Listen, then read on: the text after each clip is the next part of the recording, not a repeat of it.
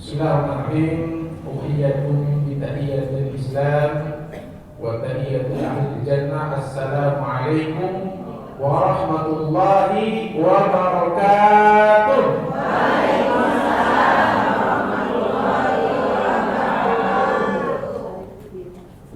Alhamdulillah.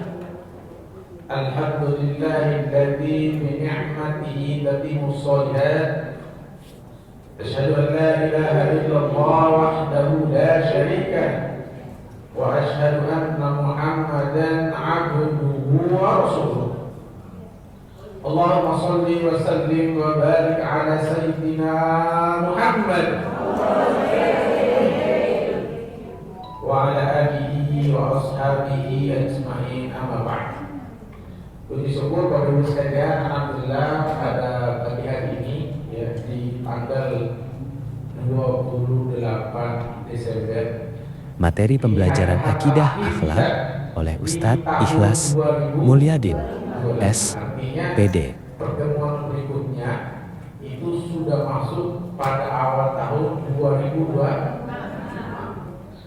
Maka patut kemudian kita bersyukur kepada Allah Subhanahu wa taala sampai akhir tahun 2025 kita masih diberi kesehatan oleh Allah Subhanahu wa taala.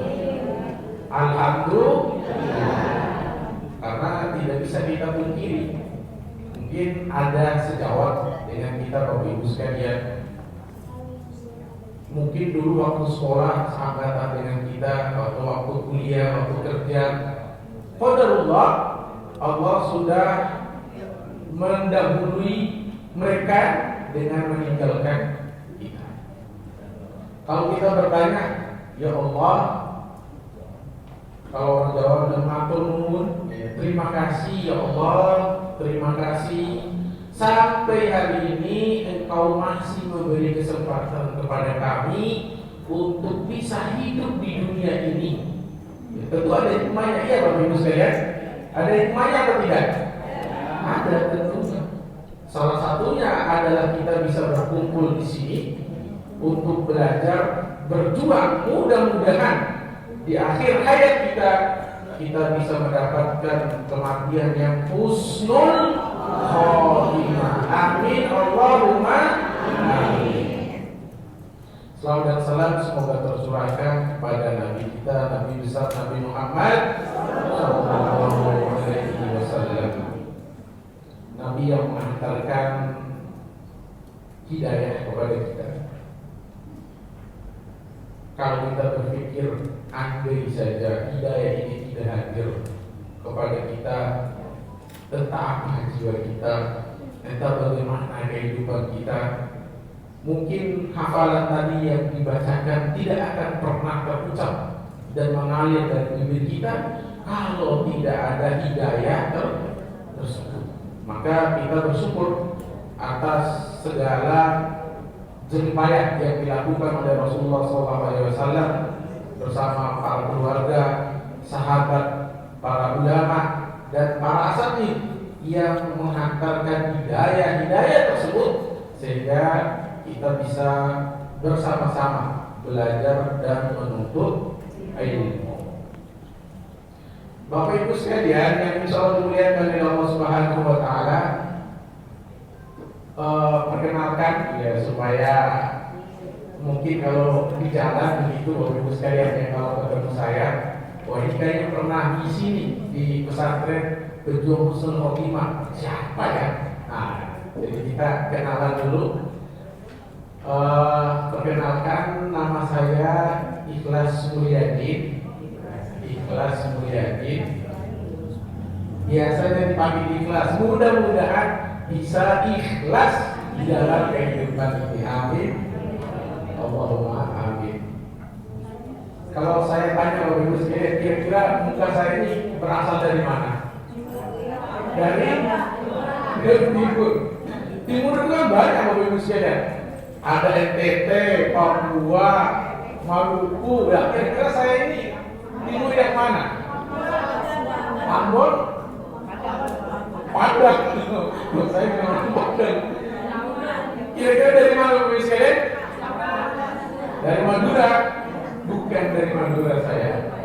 Saya berasal dari Bima.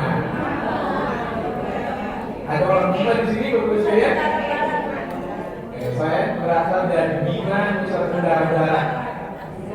Ujungnya NTB. Saya berada atau lahir di ujungnya Nusa Tenggara Barat. Jadi waktu perbedaannya dengan Jakarta itu 1 jam. Jadi duluan kami 1 jam, baru di sini. Jadi di Bima sudah buka puasa, di sini masih nyari untuk buka puasa, ya, karena lebih cepat 1 jam daripada di sini. Dan alhamdulillah, karena sebuah kenikmatan yang Allah berikan, sehingga Allah mengantarkan saya bertemu dengan Bapak Ibu sekalian. Mudah-mudahan di dalam pesantren Pejuang Husnul Khotimah, saya pun nanti juga mendapatkan kematian yang husnul khotimah tersebut. Karena tentu bukan Bapak Ibu sekalian saja yang menginginkan, ustaznya juga pengen. Bukan berarti karena sudah ustaz kemudian sudah pasti nih husnul khotimah, enggak. Berapa banyak orang yang awalnya dan pertengahannya mereka begitu luar biasa dalam beragama, tapi di akhir hayatnya malah meninggal dalam keadaan su'ul khotimah. Baik, Bapak Ibu sekalian yang insyaallah dimuliakan oleh Allah Subhanahu wa taala, pada pertemuan ketiga ini yang alhamdulillah. Jadi barusan ada salah seorang jemaah yang bersih. Masih ingat hadis yang pertama? Salah satunya apa bunyinya? Idza aqsha fahamidallah. Jadi kalau ada di antara kita yang bersin, kemudian beliau mengucapkan alhamdulillah, apa jawabannya? Ya, sebaliknya yang bersin menjawab ya Allah wa yuslih la. Jadi ini ada kaitannya nih dengan kajian kita di hari ini, berkaitan dengan mengamalkan ilmu. Baik, Bapak Ibu sekalian, pada pertemuan ketiga ini, setelah belajar taksib, kita akan mempelajari berkaitan dengan akidah. Sudah ada buku paketnya, Bapak Ibu sekalian? Bukunya ini ada 2. Ya, ini ada yang warna hijau dan ada yang warna putih. Ini bahasa Arabnya dan ini terjemahannya. Materi pembelajaran akidah akhlak oleh Ustadz Ikhlas Mulyadin, SPD.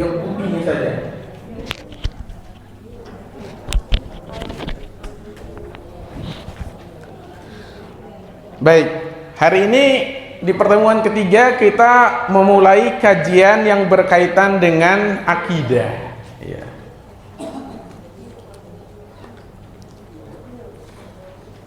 Ada yang tahu apa pengertian akidah? Apa itu akidah, Bapak Ibu sekalian? Ini setahu saya dulu waktu saya SD itu ada mata pelajaran akidah akhlak. Ya. Apa Bapak Ibu sekalian ada juga dulu? Ya, jadi dulu saya itu mungkin kalau dengan Bapak Ibu mungkin bisa dikatakan cucu. Karena umur saya baru 34 tahun. Anak ya. Jadi mohon maaf ini saya agak lancang mengajar Bapak Ibu sekalian yang sebenarnya bisa disebut ibu, bapak atau kakek nenek saya ya. Tapi amanah ilmu itu yang menghantarkan saya untuk kemudian membersamai Bapak Ibu sekalian di pagi hari ini. Nah, kembali ke pertanyaan tadi, apa itu akidah? Ada? Angkat tangan. Monggo. Ada lagi? Ya. Baik, terima kasih. Ada lagi yang lain? Apa itu akidah? Ikatan keyakinan. Baik, jadi saya merangkum semuanya. Akidah adalah ikatan keyakinan yang kokoh. Jadi akidah itu adalah ikatan keyakinan yang kokoh atau yang kuat. Ya. Akidah ini tentu harus semua kita miliki. Harus semua kita miliki. Karena kalau tidak kokoh kita punya akidah, maka kita akan tergoncang di dalam kehidupan ini.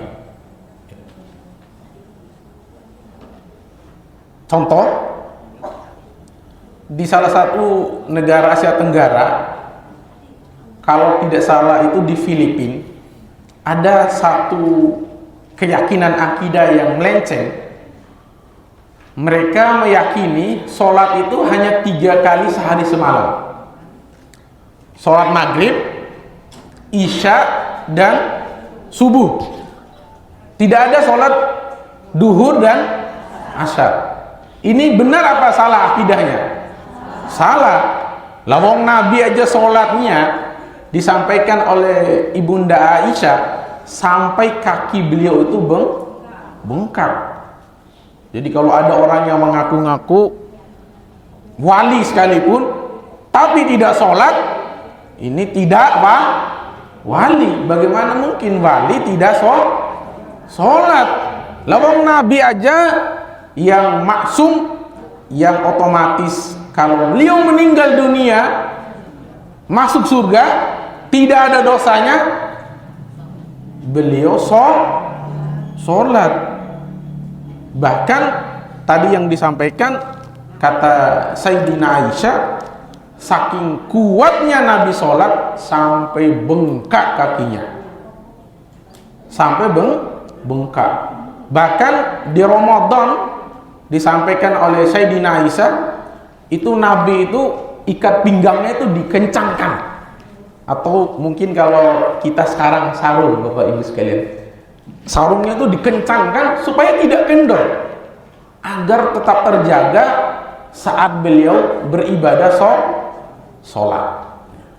Ini sangat penting ketika kita berbicara tentang akidah, karena berkaitan erat tentang rencana kita meninggal dalam keadaan husnul khotimah.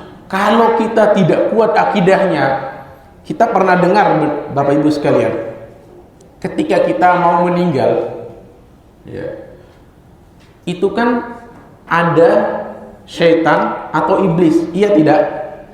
Ya, yang datang menipu kita, mengajak kita begini, begitu, begini, begitu. Benar? Benar. Lah kalau kita tidak kuat akidahnya, pasti kita akan mengikut. Ya, mengikut. Sehingga rencana kita untuk meninggal dalam keadaan husnul khotimah otomatis gagal. Tapi kalau akidah kita kuat, lalu sebagaimana yang disebutkan oleh Rasulullah SAW, barang siapa yang di akhir hayatnya mengucapkan apa? La ilaha illallah, di akhir hayatnya apa kata Nabi? Dakhalal jannah, maka dia otomatis akan masuk surga. Masya Allah. Dan mudah-mudahan Bapak Ibu sekalian, kita di akhir hayatnya bisa mengucapkan kalimat la ilaha illallah. Amin, Allahumma amin. Baik, silakan dibuka bukunya. Ya. Pelajaran kita ini diambil dari kitab Usul Salasa atau matan Usul Salasa. Jadi ini ringkasan, matan itu adalah ringkasan dari kitab aslinya juga yang berjudul Usul Salasa. Ya. Dikarang oleh Syekh Muhammad At-Tanimi. Usul Salasa itu artinya 3 landasan pokok akidah Islam. 3 landasan pokok akidah Islam. Baik. Bismillahirrahmanirrahim. Ini kalau yang Arabnya itu ada permulaan memang dengan Bismillahirrahmanirrahim. I'lam rahimakallah annahu yajibu alaina tu'allimu arba'i masail. Kalau bahasa Indonesianya dengan menyebut nama Allah Subhanahu wa taala, ketahuilah semoga Allah melimpahkan rahmat bagi Anda sekalian bahwa kita wajib mempelajari 4 perkara. Ada 4 perkara yang wajib untuk kita pelajari, khususnya di pagi hari ini. Yang pertama adalah ilmu mengenal Allah, ilmu mengenal Rasulullah SAW atau ilmu mengenal para nabinya. Kemudian ilmu mengenal agama Islam berdasarkan dalil-dalilnya. Baik. Ini yang pertama, ilmu mengenal Allah, ilmu mengenal para nabi, dan mengenal agama. Tes.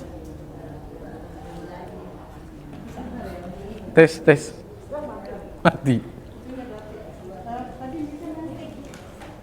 Ilmu mengenal agama Islam berdasarkan dalil-dalilnya. Baik.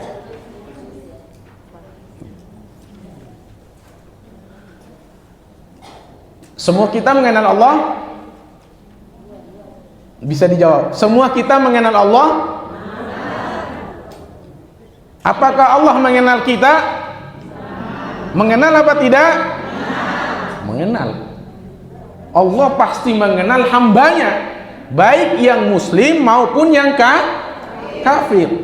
Tapi kebalikannya, tidak semua hambanya mengenal Allah. Benar Bapak Ibu sekalian? Benar. Semua hamba dikenal oleh Allah Subhanahu wa taala. Tetapi semua hamba tidak mengenal Allah Subhanahu wa taala. Buktinya di dalam agama kita saja, kaum muslimin saja banyak yang tidak mengenal Allah. Kalau huruf Allah iya tahu, menyebut Allah iya tahu, tapi yang dimaksud mengenal Allah bukan sekedar tahu namanya, bukan sekedar tahu sifatnya, tapi mengenal Allah di sini adalah sekaligus menghambakan diri kepada Allah.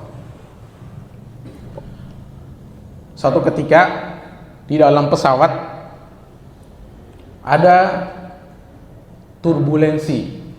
Tahu turbulensi Bapak Ibu sekalian? Yang tiba-tiba pesawatnya itu goyang karena menerjang awan gitu ya. Itu goyangnya kencang gitu. Bahkan sebagian kejadian itu sampai koper itu bisa jatuh ketika kejadian turbulensi itu. Tiba-tiba ada, bukan tiba-tiba, biasanya apa yang kita ucapkan? Astagfirullahaladzim.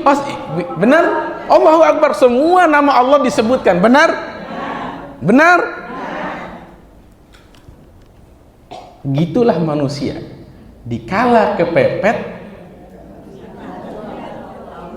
mengenal Allah. Coba Di saat duduk, saat bermain, ada nama Allah. Lah kadang ketika kaget, lah semua nama yang ada di kebun binatang itu yang benar apa tidak ini? Bukannya kaget, astagfirullah, bukannya begitu. Ayam. Nah, masih mending kalau cuma ayam. Lah, binatang-binatang yang tidak enak untuk didengar itu pun keluar dari mulut kita.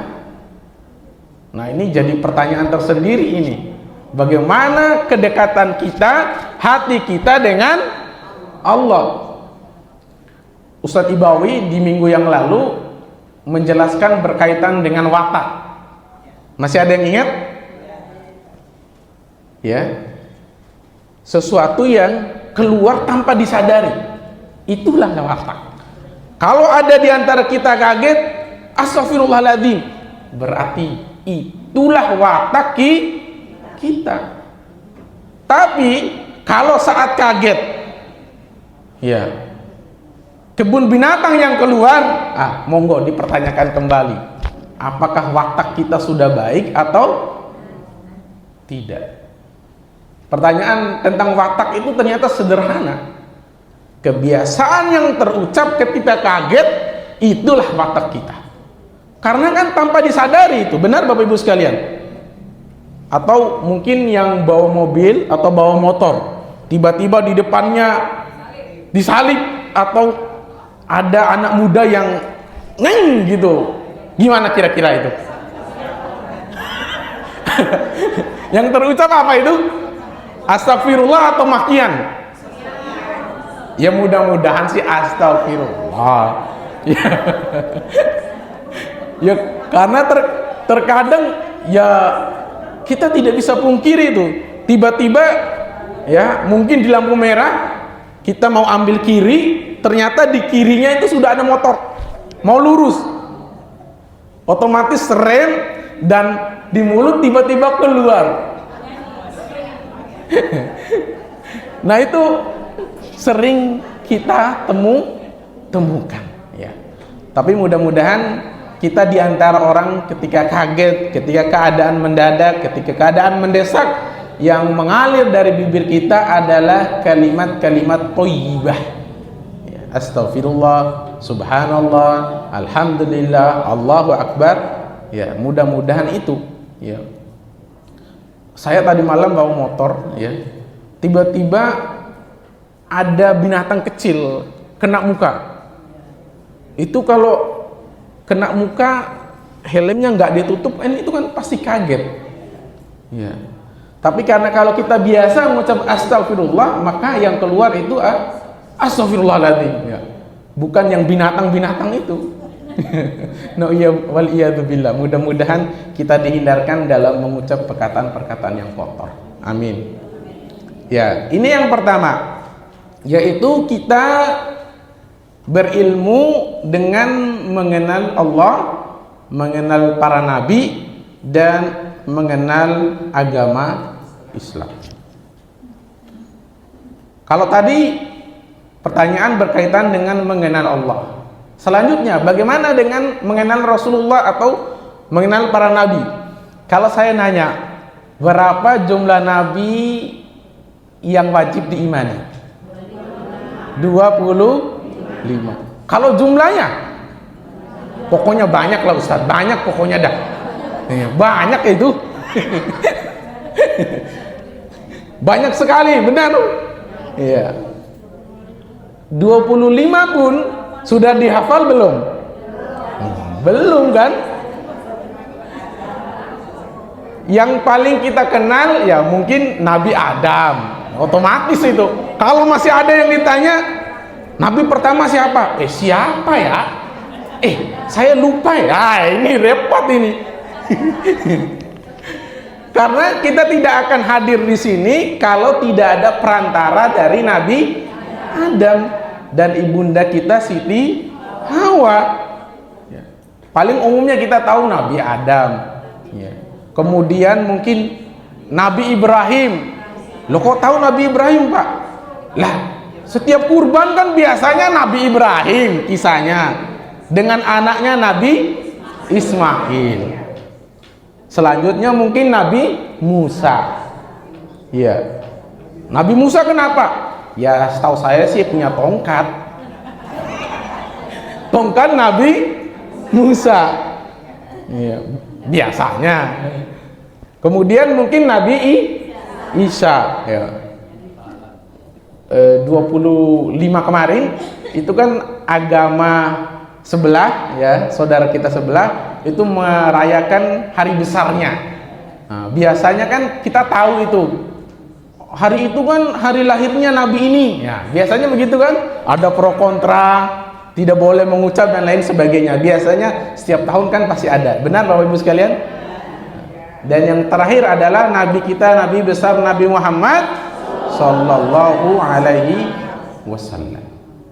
Dan kita hidup di zamannya Nabi kita, Nabi besar Nabi Muhammad Sallallahu Alaihi Wasallam.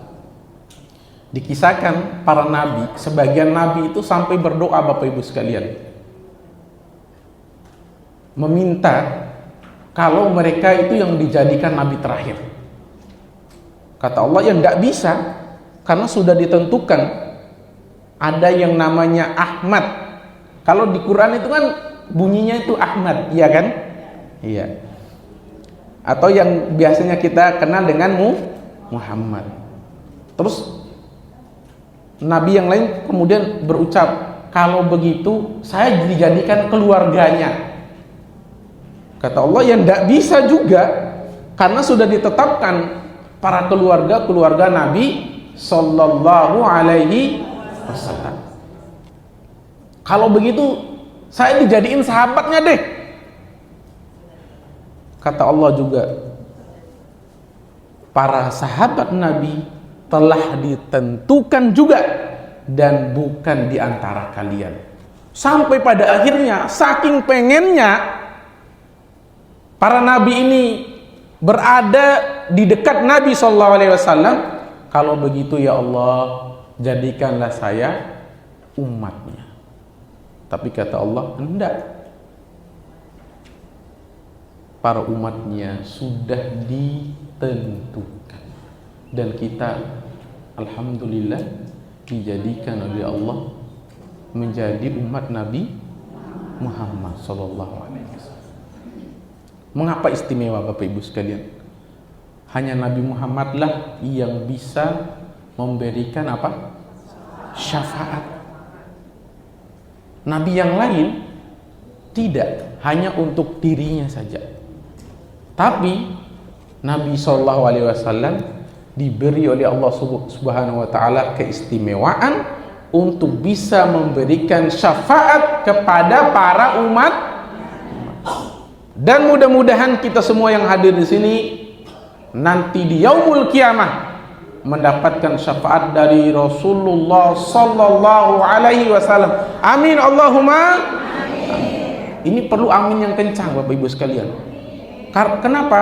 Karena syafaat itu terbatas. Jadi kita berusaha, mudah-mudahan ya Allah, meskipun kami mungkin banyak sunnah yang belum kami mampu kerjakan, tapi kami berharap ya Allah, syafaat dari nabimu kami dapatkan juga. Karena kalau syafaat itu sudah ditandatangani Nabi, apa yang kita dapatkan? Surga. Lah kalau Nabi sudah tanda tangan, Allah ACC, otomatis yang kita tempati adalah surga Firdaus, surga Allah Subhanahu wa Ta'ala. Jadi Bapak Ibu sekalian, ternyata kita perlu untuk mengenal para nabi, ya, supaya kita juga tidak salah-salah. Karena sebagian orang, ya sebagian mungkin agama yang lain itu kan juga mereka memiliki nabi-nabi yang diidolakan, ya. Nabi-nabi yang diidolakan. Contoh, kalau di Yahudi siapa yang diidolakan? Kalau di Yahudi siapa yang diidolakan?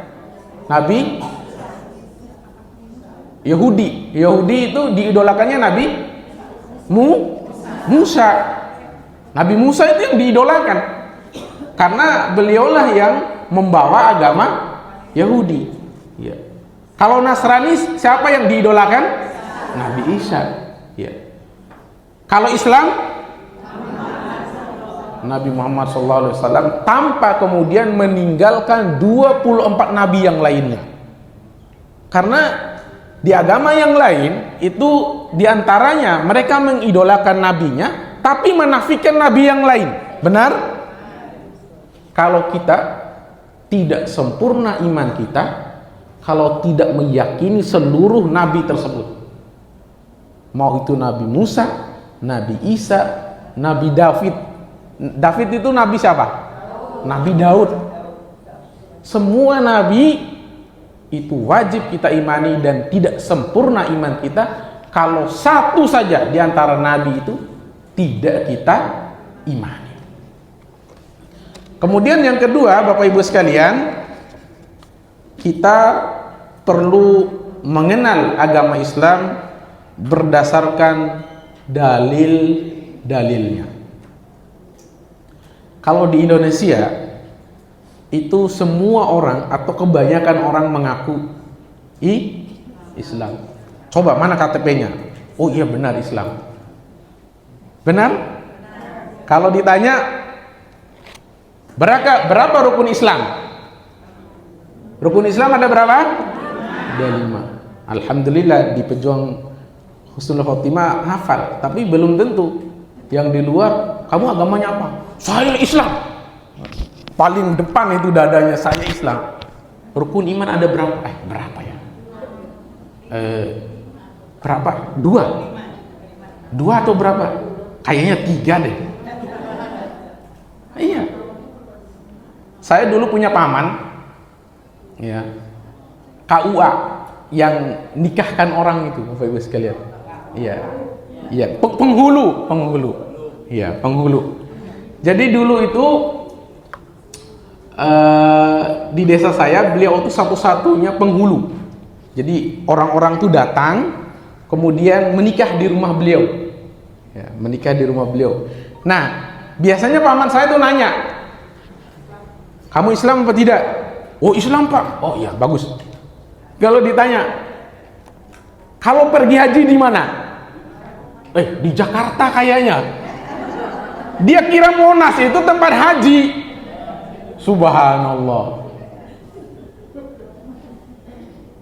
Sholat ada berapa kali dikerjakan? Ya biasanya cuma 2 kali. Lah kok 2 kali? Ya Idul Fitri sama Idul Adha. Banyak tidak kaum muslimin begitu? Banyak. Apalagi kalau tarawih, ini bulan Februari kita sudah mulai tarawih. Coba perhatikan, awal-awal mundur, ya, sampai di belakang. Makin akhir, makin maju. Majunya bukan kebaikan, kekurangan. Kebanyakan di mana kalau di akhir-akhir? Di mall, nyari diskon. Di grup WA, mall itu ada diskonnya. Berapa persen? 50%. Ayo semua ke sana. Padahal Ramadan yang paling utama ada di mananya? Di akhirnya. Lailatul Qadar ada di mananya? Di malam-malam ganjil, adanya di akhir. Jadi kalau dari awal kita memang udah bagus, harusnya sampai akhir juga kita bagus. Yang diharapkan mudah-mudahan kita bisa mendapatkan malam Lailatul Qadar. 1000 bulan berapa tahun itu? Kira-kira 70 berapa? 80 tahun. Artinya itu sama dengan seumur hidup, iya tidak? Lah kalau kita cuman dikasih waktunya oleh Allah 80 tahun hidup, berarti sudah cukup dengan mendapat 1 kali Lailatul Qadar. Subhanallah. Jadi ini ternyata sangat luar biasa. Jadi jangan sampai terlewatkan.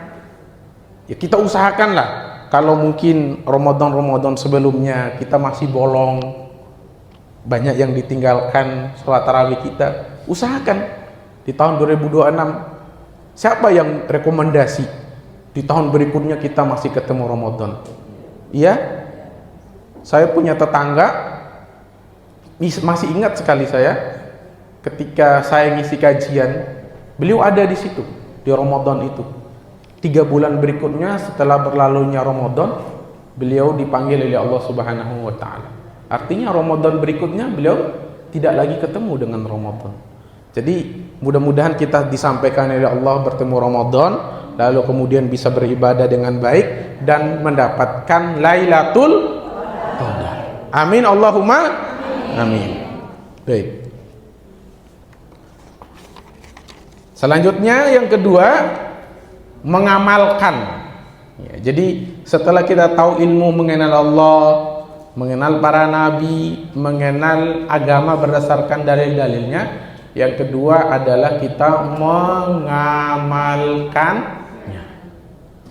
Ya, jadi tidak akan ada gunanya pelajaran Quran yang kita pernah dapatkan tadi, hadis di pertemuan pertama, hadis di pertemuan kedua. Masih ingat hadis pertemuan kedua berkaitan dengan apa? Adab. Ya. Unzur ila ma huwa asfala minkum wala tanzur ila ma huwa fawqakum fahuwa ajdaru alla tajdaru nikmatallahi alaikum. Yang pada intinya hadis itu jangan sering-sering melihat yang di atas, tapi sering-seringlah melihat yang di bawah, agar apa? Agar kalian mensyukuri nikmat Allah. Ya, itu diamalkan. Ya. Kemudian yang ketiga, Bapak Ibu sekalian, mendakwahkannya. Ya. Apakah dakwah harus seperti ini? Harus seperti ini tidak? Tidak. Bapak Ibu punya grup WA, iya kan? Cukup tulis hadisnya 1, kirim. Atau kalau kayaknya saya nggak enak Ustadz kalau dikirim, dibuat di status. Iya kan? Gampang nggak? Kayaknya saya kalau share ke grup kayaknya nanti dibilang so alim, ya kan? Kalau kita dibuat di status, kan nggak dikomen begitu, ya kan? Kan kalau mereka mau buka ya mereka lihat, kalau mereka nggak mau buka ya mereka nggak lihat. Jadi sangat sederhana, dibuat di status. Jadi dakwah itu tidak selalu dan melulu berkaitan dengan seperti ini, tapi bisa lewat sosial media, karena saya lihat semua kita punya HP. Ya. Gunakan itu. Coba bayangkan Bapak Ibu sekalian, kalau ada orang yang kemudian membaca tulisan kita, dari mungkin puluhan orang yang melihat, lalu dia mengamalkan, pahalanya kita dapatkan tanpa mengurangi pahala orang tersebut. Coba bayangkan, Rasulullah telah mengatakan hal demikian. Jadi jangan sungkan-sungkan untuk men-share ilmu meskipun di status WA kita. Ya. Yang terakhir adalah bersabar dalam menghadapi gangguan di dalamnya. Istiqomah itu susah atau mudah? Susah. Karena susah makanya surga. Kalau gampang kipas angin hadiahnya. Tapi karena susah, ini sederhana saja, hadir di setiap minggu ini berat apa tidak? Berat. Mungkin ada keperluan ini, mungkin ada kesibukan ini. Benar Bapak Ibu sekalian? Istiqomah itu susah. Karena susah, maka ganjarannya adalah surga. Ya. Mudah-mudahan Allah membalas kemauan yang kita lawan dengan susah payah itu, dengan Allah memberikan surganya. Amin Allahumma amin. Jadi Bapak Ibu sekalian, ketika kita berbicara sabar, ini orang memang gampang ngucapin, benar. Apalagi waktu kita kehilangan. Di tahun 2023 saya kehilangan anak pertama, ya, yang sudah ditunggu sekitar 2 tahun, ya. Saya menikah di tahun 2020, kemudian 2022 istri saya mulai hamil, 2023 bulan 1 lahiran, cuma 2 hari lalu meninggal. Kira-kira kalau orang yang datang bagaimana bilangnya? Gimana? Ikhlas, sabar, benar? Benar tidak? Kita bagaimana? Yang kita rasakan bagaimana? Itu tidak gampang. Makanya ketika disebutkan ikhlas, sabar, itu hanya bisa diucapkan sebenarnya dan dirasakan oleh orang yang pernah kehilangan. Benar? Karena kehilangan itu tidak gampang. Saya anak pertama laki-laki yang saya sudah tunggu selama 2 tahun. Cuman 2 hari Allah beri kesempatan, tapi saya pernah punya tulisan. Jadi kata Rasulullah SAW, firasat seorang mukmin itu kuat. Jadi pas USG terakhir, ketika dokter menyebutkan anak saya punya penyakit, itu jantung saya tuh langsung kayak, ini anak saya pasti meninggal. Bukan karena mengharap anak saya meninggal, tapi yang saya rasakan begitu. Dan benar, setelah saya pulang, saya 3 hari demam, saya sakit, dan ketika istri saya lahir, ternyata anak saya itu disebutkan penyakitnya itu tidak ada saluran pernapasan. Apalah nama ilmiahnya Ustaz. Jadi saya kurang tahu, pokoknya dia tidak punya saluran pernapasan, kemudian dan punya jantung bawaan, sehingga cuma bertahan 2 hari.